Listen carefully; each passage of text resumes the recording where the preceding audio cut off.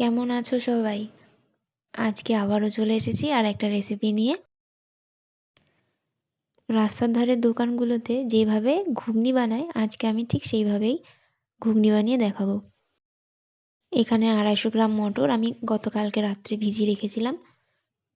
সেগুলোকে জল দিয়ে ভালোভাবে ধুয়ে নিয়েছি। এবার একটা প্রেসারের মধ্যে মটরগুলোকে দিয়ে আর সামান্য পরিমাণে জল দিয়ে 3টে সিটি দিয়ে নেব। 3টে সিটি পড়ে গেছে। এবার আমি এটাকে নামিয়ে রেখে দিচ্ছি। জলটা ফেলার দরকার নেই, কারণ সেই জলটা দিয়েই রান্নাটা হবে। এদিকে একটা ভাজা মশলা তৈরি করে নিচ্ছি। গোটা জিরে, গোটা ধনে, 2টো এলাচ, 2টো লবঙ্গ আর 1 টুকরো দারচিনি আর 2টো শুকনো লঙ্কা দিয়ে ভালোভাবে শুকনো খোলায় ভেজে নিয়ে গুঁড়িয়ে নিতে হবে। এবার ফ্রাইং প্যানে দিয়ে দিচ্ছি 2 টেবিল চামচের মতো সর্ষের তেল।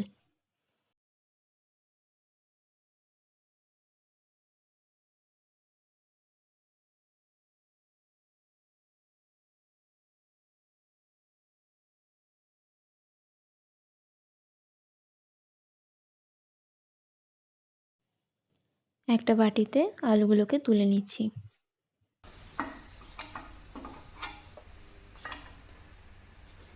এবার ওই তেলের মধ্যেই দিয়ে দেবো কুচনো পেঁয়াজ। এখানে একটা ছোট সাইজের পেঁয়াজ কুচি করে নিয়েছি।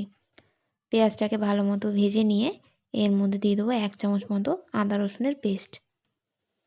আদা রসুনের পেস্টটাকেও ভালোভাবে পেঁয়াজের সাথে মিশিয়ে নিতে হবে। এর মধ্যে আমি কাঁচা লঙ্কা কুচোনোও দিয়ে দিয়েছি।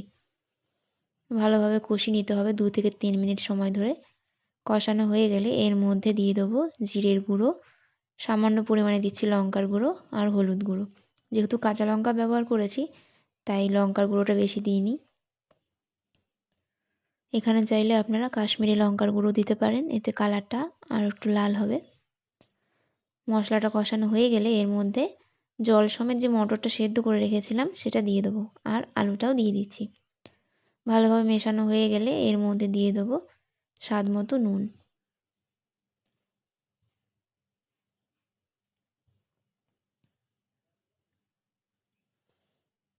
নুনটা দেওয়া হয়ে গেলে আরও একবার ভালোভাবে মিশিয়ে নিচ্ছি।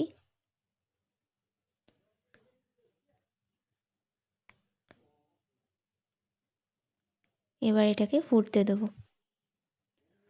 তা করতে এইদিকে আটা মেখে নিচ্ছি লুচির জন্য।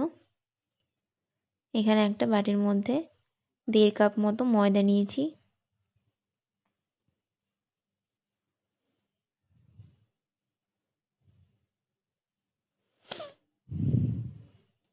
এবার এর মধ্যে দিয়ে দেবো সামান্য পরিমাণে নুন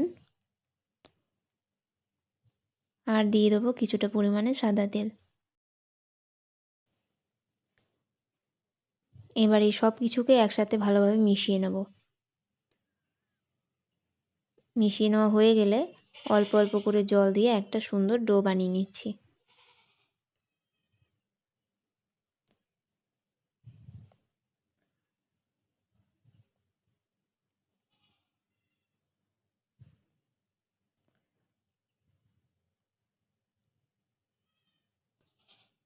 আটাটা মাখা হয়ে গেছে। এবার আমি রেখে দেবো 15 মিনিটের জন্য রেস্টে। এদিকে আমাদের ঘুগনিটাও প্রায় হয়ে গেছে। এবার আমরা যে ভাজা মশলাটা বানিয়েছিলাম এবার উপর থেকে ছড়িয়ে দেবো।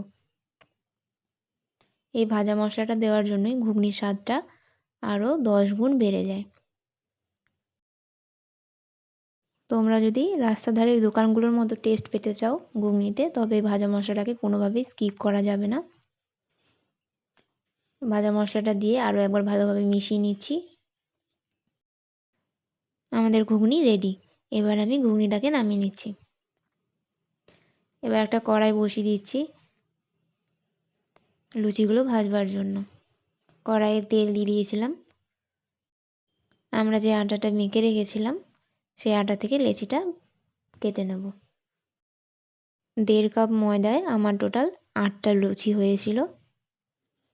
সেখান থেকে একটা লেচি নিয়ে তার মধ্যে সামান্য পরিমাণে তেল দিয়ে আমি লুচিটাকে বেলে নেব।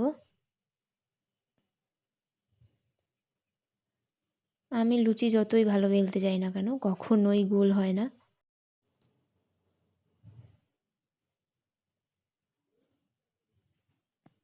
যাক, মোটামুটি একটা শেপ দিয়ে দিয়েছি। লুচিটা এবারে ভেজে নেব। এদিকে তেলটাও গরম হয়ে গেছে, লুচিটা তেলের মধ্যে ছেড়ে দিচ্ছি।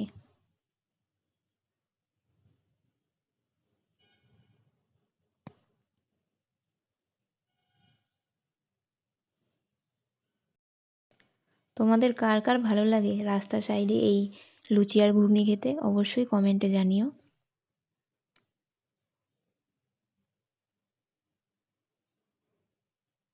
ব্যাস, এদিকে লুচিটাও ভাজা হয়ে গেছে, এবার আমি নামিয়ে নিচ্ছি। তাহলে দেখতেই পেলে বন্ধুরা কত সহজে তৈরি হয়ে গেল লুচি ঘুগনি। যদি ভিডিওটা ভালো লেগে থাকে অবশ্যই লাইক অ্যান্ড শেয়ার করবেন। আজকের মতো এখানেই শেষ করছি, দেখা হচ্ছে নেক্সট ভিডিওতে।